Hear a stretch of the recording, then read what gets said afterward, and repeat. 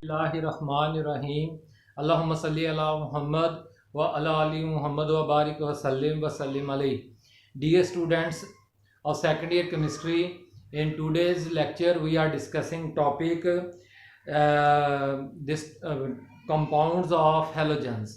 This compound is present on page 82 of your textbook. The compounds are, first compound is hydrogen halides. Hydrogen halides are also represented by general formula HX. ठीक हो गया ना जी। First of all the preparation, how these hydrogen halides are prepared by direct combination method. Direct method यानी direct combination method, जिसमें हम hydrogen element और halogen elements को आपस में मिला के जो है वो कर सकते हैं। तो बड़े reaction between hydrogen and fluorine is very fast and explosive, very fast and explosive. It is difficult to control this reaction. A reaction between hydrogen and chlorine occurs in the presence of sunlight, while reactions between hydrogen and bromine and hydrogen and iodine occurs at very high temperature.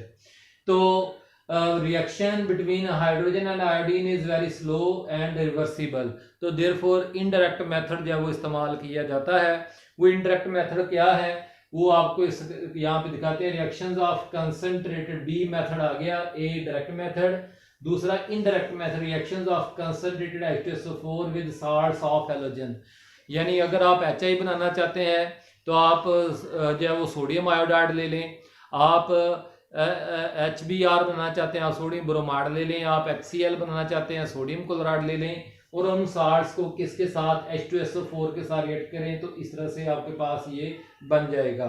तो direct combination method is used for the preparative method for only HCl and HBr।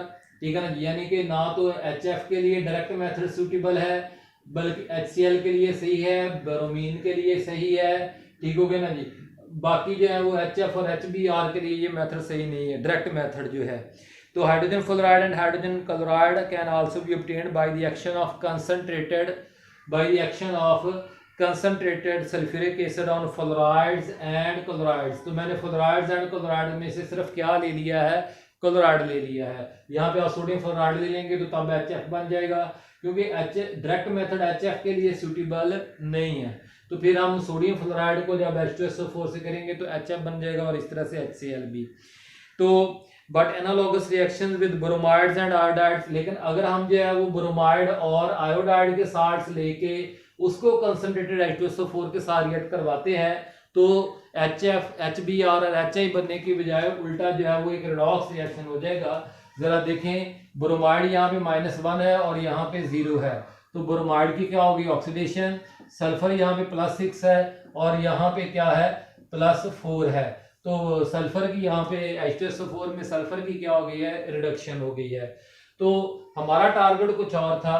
तो इस तरह से जो है वो हम जो है वो सोडियम ब्रोमाइड यानी कि साल्ट्स के जरिए से जो है वो साल्ट्स के जरिए से HBr और HI नहीं बना सकते, सिर्फ और सिर्फ क्या बना सकते हैं, HCl और HF बना सकते हैं जी। अब बेटा जी properties of hydrogen fluorides, property शुरू हो गई हैं। पेज 83 पे हम चले गए हैं। तो सबसे पहले जो है वो फिजिकल स्टेट जो है वो कलरलेस वोलेटाइल लिक्विड है HF, उसमें प्रॉपर्टीज ऑफ HF है पहले। ठीक हो गया ना जी।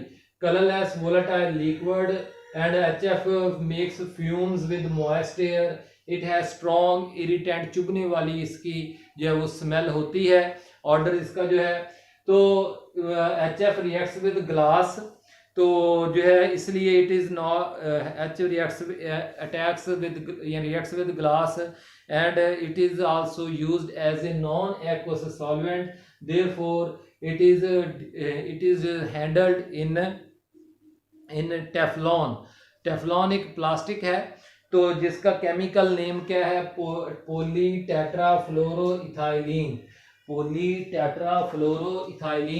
मैं उसका आपको ये मेथड ज़रा दिखा देता हूँ। केमिकल फार्मूला पॉली टेट्राफ्लोरोइथाइलिन जो है, देखें इस तरह से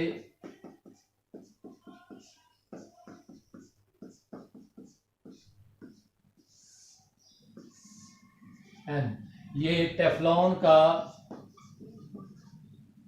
जो है ना वो केमिकल फार्मूला है। तो अब बेटा जी हमने कंटेनर्स और इफ एब्सोल्युटली ड्राई, अगर एचएफ जो है वो बिल्कुल आपके पास एब्सोल्युटली ड्राई है, ये बिल्कुल उसमें नमी मौजूद नहीं है, तो फिर आप उसको जो है वो कॉपर एंड स्टेनलेस स्टील के जो कंटेनर्स हैं उसमें भी रख सकते हैं क्या, लेकिन लो प्रेशर में, लेकिन वह अंडर वैक्यूम जो है।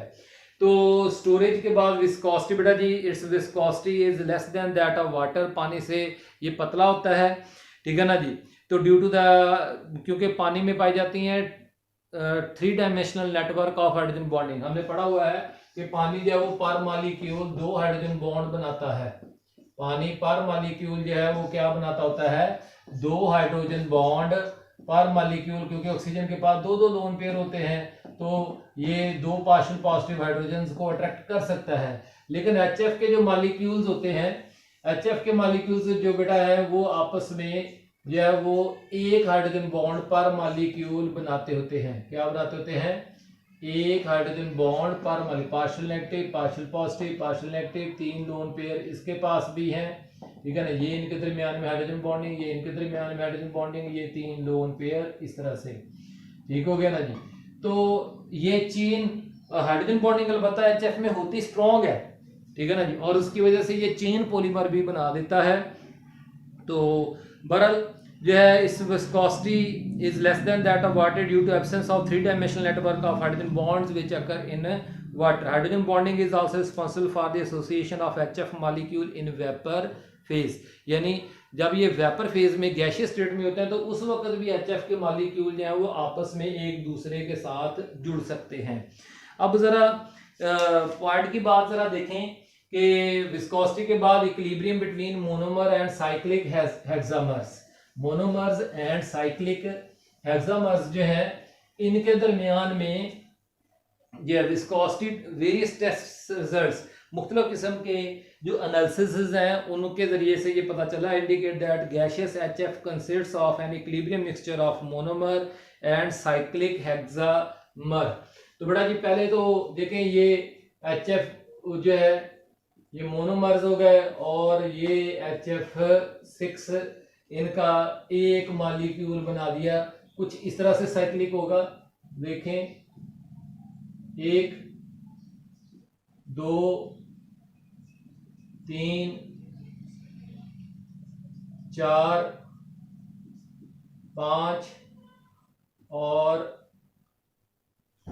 ये 5 से 6 partial negative, partial negative, partial negative, fluorines के ऊपर partial negative, partial negative, partial positive, hydrogen partial positive, hydrogen partial positive, अब हाइड्रोजन पार्शियल पॉजिटिव, तो ये हाइड्रोजन बॉन्डिंग, ये हाइड्रोजन बॉन्डिंग, तो आप देख सकते हैं साइक्लिक हेक्सामर एक मॉलिक्यूल बन जाएगा। तो chain polymers also exist in certain conditions, मैंने भी पहले जो बनाया, chain and ring of HF are of various sizes, ठीक है ना जी, किसी में मॉलिक्यूलों की तादाद 6 भी हो सकती है, 8 भी हो सकती है, ठीक है ना जी। Some of these persist in vapour phase as well, यानी वेपर फेज में भी ये ऐसे होते हैं। Some of the physical properties of hydrogen halides are given, तो बड़ा ये physical properties, melting points, boiling points, heat of fusion, heat of vaporisation, all these physical properties of hydrogen halides जो है वो इस तरह से है कि increase regularly from HCl to HI, hydrogen chloride से हाइड्रोजन आयोडाइड की तरफ। उसकी वजह क्या है कि हमने यहाँ पे HF का जिक्र नहीं किया, क्योंकि HF में पाई जाती है hydrogen bonding, it has higher values of all these, ठीक है ना जी। लेकिन HF से HCl में आते हुए डिक्रीज हुई, लेकिन फिर HCl से HBr में जाते हुए इंक्रीज, HBr से HI, क्योंकि डाइपोल मोमेंट्स खत्म हो जाते हैं, इलेक्ट्रोनेगेटिव डिफरेंस खत्म हो जाता है, HCl से HBr, HBr से HI की तरफ जाते हुए नॉन पोलर मॉलिक्यूल्स जैसा बिहेवियर होता है और लंदन डिस्पर्शन फोर्सेस अपना रोल प्ले करती हैं। तो अब बेटा जी जो है यानी एच जो है, अगर आप बॉइलिंग पॉइंट वाला ही देखें कि अगर मैं इधर टेम्परेचर प्लॉट करूं और इधर जो है वो मतलब ग्रुप नंबर इस्तेमाल करूं या पीरियड नंबर लगा दूं पीरियड टेबल का, तो ये एच एफ ठीक हो गया ना जी, इसका बॉइलिंग पॉइंट, फिर उसके बाद एच सी एल का, फिर उसके बाद एच बी आर ठीक हो गया ना जी, फिर उसके बाद जो है वो कौन आ गया, एच आई। तो ये पीरियड नंबर हो गया 2, ये पीरियड नंबर 3, ये पीरियड नंबर 4, ये पीरियड नंबर 5। तो पहले तो इसका हाई बॉइलिंग पॉइंट है, फिर उसके बाद डिक्रीज हुआ, फिर उसके बाद इंक्रीज होना शुरू हो गया, क्योंकि यहाँ पे कौन मौजूद है, एलडीएफ। एलडीएफ याद है, लंदन डिस्पर्शन फोर्सेस। और यहाँ पर कौन मौजूद है, हाइड्रोजन बॉन्डिंग। तो ये आपको ये ग्राफ हमने फर्स्ट ईयर चैप्टर 4 में भी पढ़ाया था। तो बेटा जी strengthening of van der Waals forces जो है वो इंक्रीज करती है। रिलेटिव वोलेटिलिटी, वोलेटिलिटी क्या है, volatility mean rate of evaporation. Relative volatility से मुराद आप क्या लिख लें, रेट ऑफ इवेपोरेशन, यानी वेपर्स बनाने की सलाहियत। तो बेटा जी ability to make vapours, relative volatility, relative rate of evaporation from HCl to HI जो है वो भी क्या होता जाएगा, वो डिक्रीज करता जाएगा, क्योंकि strengthening of van der Waals forces जो है, strengthening increase in strength of van der Waals forces due to increase in size of halogens and dipole moment यानी इलेक्ट्रोनेगेटिव डिफरेंस डिक्रीज करता जाएगा। तो बेटा जी नॉन पोलैरिटी बढ़ती जाएगी, पोलराइजेबिलिटी बढ़ती जाएगी और लंदन डिस्पर्शन फोर्सेस या वैन डर वाल्स फोर्सेस की स्ट्रेंथ में इजाफा होता जाएगा। डाइपोल इंड्यूस्ड डाइपोल फोर्सेस जो है वो स्ट्रेंथ में इंक्रीज करती जाएंगी। अब अगली प्रॉपर्टी जो है वो है जी इस पेज 83 के आखिरी पैराग्राफ में जो है वो डिसोसिएशन ऑफ हाइड्रोजन हैलाइड्स। क्या बनाएंगे, पेज 83 की जो आखिरी लाइन है ना, इसका हेडिंग आपने क्या बनाना है, डिसोसिएशन ऑफ हाइड्रोजन हैलाइड्स। तो इट अकर्स एट, देखिए हाइड्रोजन हैलाइड्स की डिसोसिएशन HX का 2HX का हाइड्रोजन और हैलोजन में टूटना, वो डिपेंड करता है किसके ऊपर, HX बॉन्ड के ऊपर, इस बॉन्ड के ऊपर डिपेंड करता है। तो ये बॉन्ड स्ट्रेंथ जो है वो जारी बात है डाउन द ग्रुप जाते हुए जो है, डाउन द ग्रुप जाते हुए, डाउन द ग्रुप कैसा मामला है, डाउन द ग्रुप कुछ इस तरह की बात है कि HF, फिर उसके बाद HCl, फिर उसके बाद HBr, फिर उसके बाद HI। हमें पता है कि इसका साइज बड़ा है, इसका साइज, इसका साइज और इसका साइज। अब देख ले, क्योंकि में फ्लोरीन क्लोरीन जैसे जैसे बॉन्डेड एटम का साइज बढ़ेगा, बॉन्ड लेंथ बढ़ती जाएगी, डिसोसिएशन एनर्जी क्या होती जाएगी, कम होती जाएगी। तो इसलिए जो है वो क्या होगा कि इट हाइड्रोजन हैलाइड्स डिकम्पोज करते हैं, लेकिन सारे के सारे किस पे डिकम्पोज करते हैं, नंबर 1 पे तो हाई टेम्परेचर पे, due to strong HX bonds. Strength of HX bond decrease with increasing size of halogen atoms and it is highest in HF।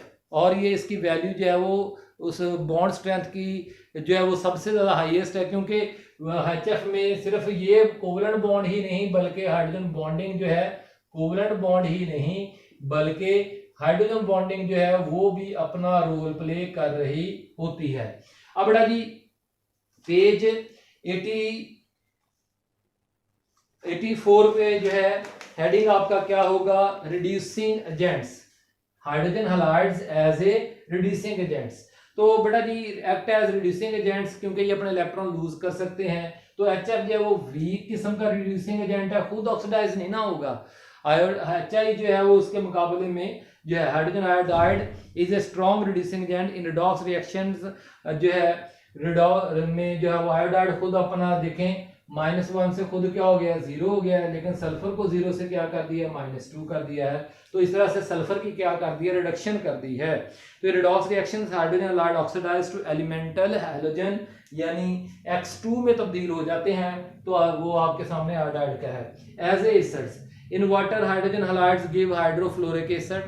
ठीक है, सारे के सारे आयनाइज करते हैं। HX हाइड्रोजन प्लस जो चीज प्रोटॉन पैदा करती है उसे हम क्या कहते हैं, एसिड कहते हैं। तो हाइड्रोफ्लोरिक, हाइड्रोक्लोरिक, हाइड्रोब्रोमिक, हाइड्रोआयोडिक, ठीक है ना। Hydrofluoric acid is a weak acid due to limited ionisation, first year में भी हमने पढ़ा था, ठीक है ना जी। The other acids are very strong, तो the strength of increasing order जो है वो आपके सामने है। तो इस तरह से HI जो है वो सबसे स्ट्रॉन्ग हाइड्रोहेलोजन एसिड है। बड़े कोई भी सवाल व्हाट्सएप पर चला हम हमीना सलाम, शुक्रिया।